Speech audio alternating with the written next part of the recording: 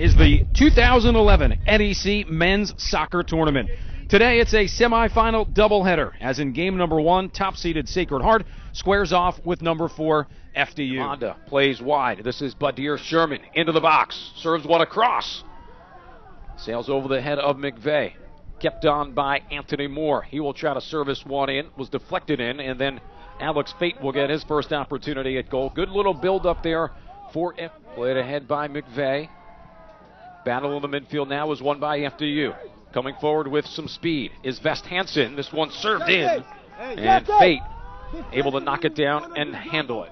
McVeigh with a low ball in, deflected out, and now off a header. Sacred Heart plays it out of the box. Cleared again. This is Sherman, however. Can't get it. Offside this will be on the far side, just by a step, Antony Moore.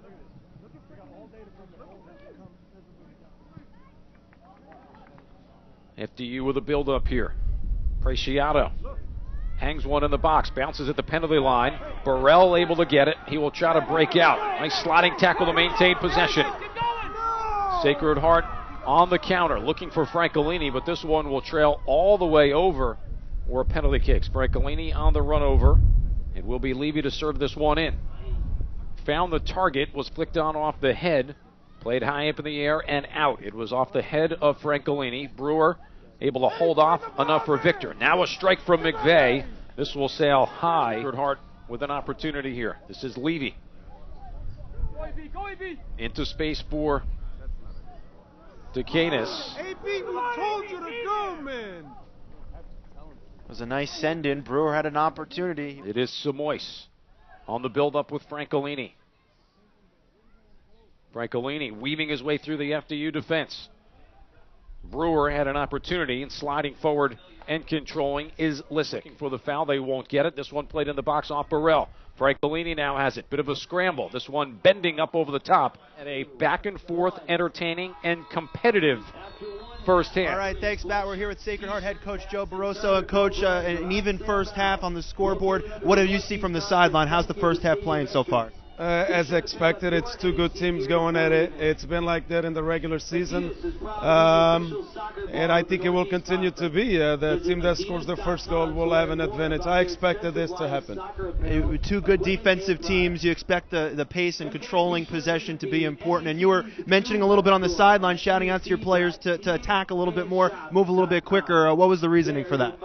Well, the biggest reason was that the wind was behind us, and I tried to take a bit of advantage.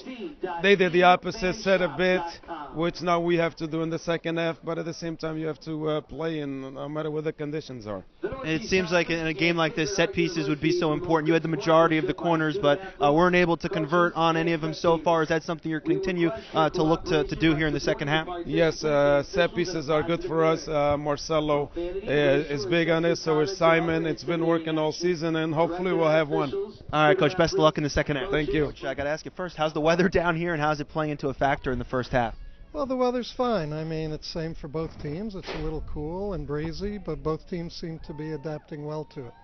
Now, they had a 6-2 advantage in shots in the first half going that direction. Now you're going in that direction here in the second half, so would you figure that it would open up maybe some more offensive opportunities for your squad? Well, time will tell. We'll have to see if we can use it to our advantage. Well, and besides the weather, any other halftime adjustments that you made in the locker room there? Nope. Good to go for the second half? Hope so. All right, thanks for the chat, Coach. He was there. Preciado able to deflect it out. Now Brewer has a crack. Moving to his left. Cuts. Slips through the defense. Getting down towards the end line and sliding over to get it was Jacob Lissick. Harson will play one to his left. Nice flick on by Francolini. Here is Levy at the 18. Works his way down. Sends one across. And it is played out of traffic by Preciado to his right for Burrell. Here's a service. This one going towards the near post. It is on play. This one knocked down by Lissick. Able to hang on to it. Hart will begin with the possession. Dangerous ball played across. Off the miss hit from Castro. Up ahead. He couldn't reach it, and this one is played high by Moore.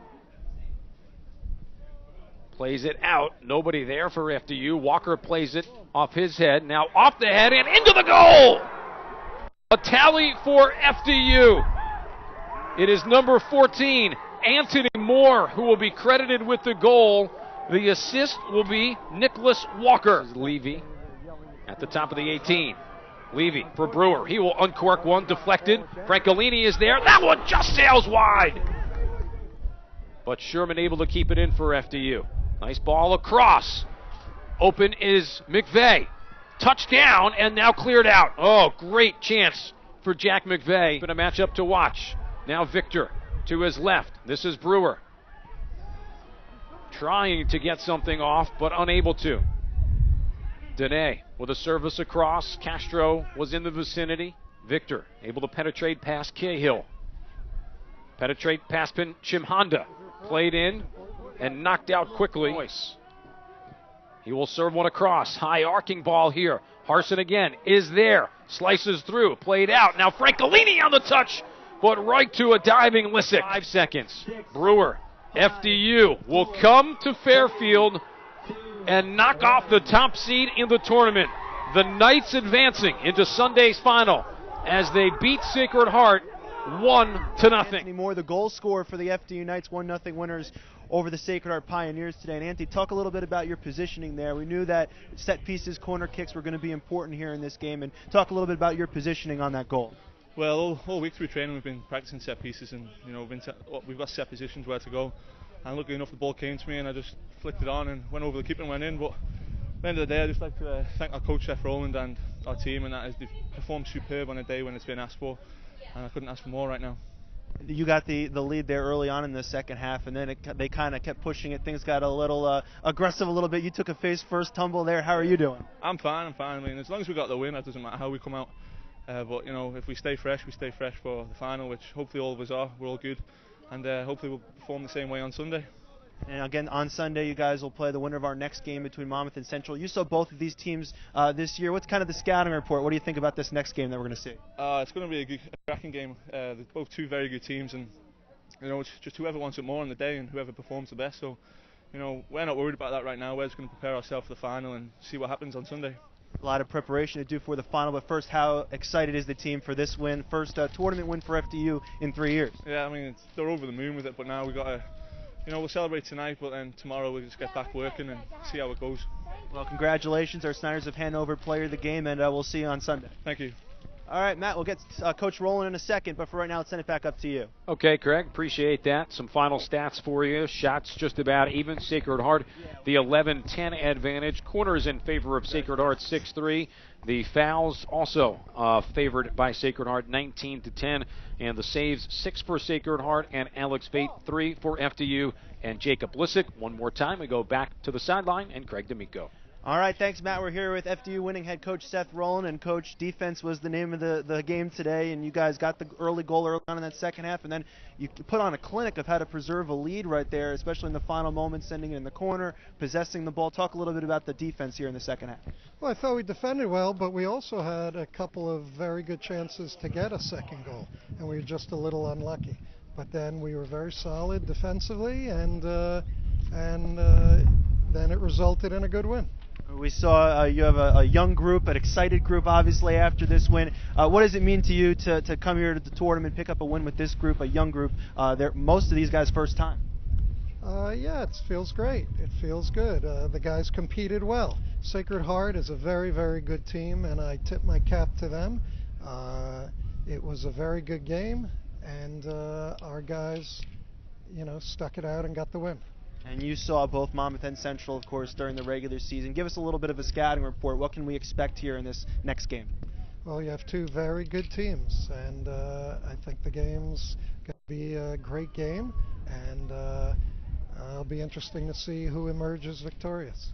Well, you'll see the winner on Sunday in the championship. Congratulations, Coach. Thank you.